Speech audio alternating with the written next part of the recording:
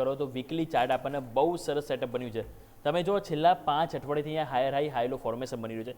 જે મહત્વનો એક રેઝિસ્ટન્સ એરિયા હતો ને એ તો ₹1100.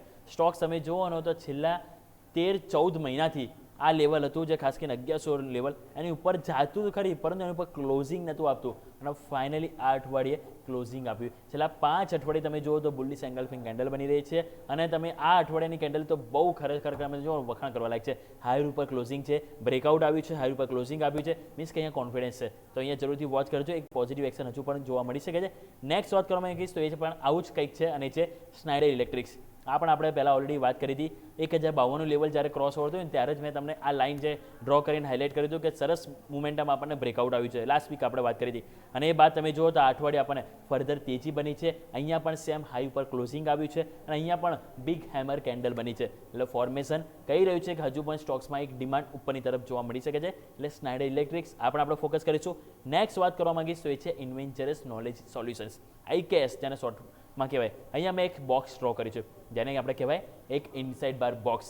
ઇનસાઇડ બાર બોક્સનું ફાઇનલી તમને બ્રેકઆઉટ આવ્યું છે અને આ અઠવાડિયાની કેન્ડલ તમે જોશો ને તો એ છે ફૂલ બોડી કેન્ડલ બની છે, જેને ટેકનિકલ ભાષામાં કહેવાય બુલિશ એન્ગલ્ફિંગ કેન્ડલ. અને જે રીતે મોમેન્ટમ જોવા મળ્યું, હાઈ ઉપર ક્લોઝ થયું છે. શુક્રવારનું માર્કેટ જ્યાં ક્લોઝ થયું ત્યાં તમે જો જઈને સ્ટોક્સ અટક્યો છે, મીન્સ કે હજુ પણ ડિમાન્ડ છે, તો હજુ પણ કન્ટિન્યુટી આવતા અઠવાડિયે જોવા મળી શકે. એટલે ઇન્વેન્ચરસ નોલેજ આ પણ આપણે ફોકસ કરીશું. લાસ્ટ સ્ટોક્સ મારે વાત કર્યું છે તો એ છે આરતી ઇન્ડસ્ટ્રીઝ.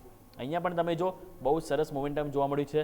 અહીંયા જે તમે જોશો ને તો આપણને જે મોમેન્ટમમાં એક ક્યાંક ને ક્યાંક તમે જોશો ને તો કપ એન્ડ હેન્ડલ પેટર્ન જેવું પણ બનતું જોવા મળ્યું છે. અને બીજી વસ્તુ કે જે 505 507ની આજે મેં લાઇન જે ડ્રો કરી છે ને એ તમે નજર કરો તો એ જે લાઇન આપણને જે જોવા મળી છે એની ઉપર ફાઇનલી 500નું લેવલ હતું કે જેની ઉપર સ્ટોક્સ જતો નહોતો અને ક્લોઝ થતો હતો. ફાઇનલી આ અઠવાડિયે તમે જો ગયો છે 4 અઠવાડિયેથી અહીંયા પણ હાયર હાઈ હાયર લો ફોર્મેશન જે મહત્વનો રેઝિસ્ટન્સ એરિયાની ઉપર ગયો છે. એટલે અહીંયા પણ એક કોન્ફિડન્સ છે અને સ્ટોક્સ તમે જો તો આપણને અત્યારે એક 15 થી 16 મહિનાનો બ્રેકઆઉટ ઉપર આવ્યો છે. એટલે અહીંયા પણ મોમેન્ટમ સરસ જોવા મળી શકે છે. તો ચારેય સ્ટોક્સ આરતી ઇન્ડસ્ટ્રીઝ, ઇન્વેન્ચરસ નોલેજ છે અને સાથે આપણે વાત કરીએ સ્નાઇડર ઇલેક્ટ્રિક્સ અને આપણે વાત કરીએ એ પ્રમાણે ચોથો સ્ટોક્સ વિજય ડાયગ્નોસ્ટિક. ચારેય સ્ટોક્સ છે કે જેમાં બ્રેકઆઉટ બહુ સરસ છે, તો જેની ઉપર આપણે નજર જરૂરથી કરીશું. આવતા અઠવાડિયે ફરીથી મોમેન્ટમ આ ચારેય સ્ટોક્સમાં આપણને જોવા મળી શકે છે.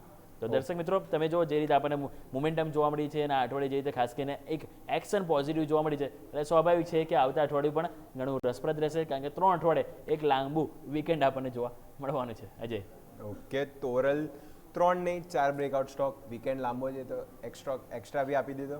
એના સાથે તમે નેક્સ્ટ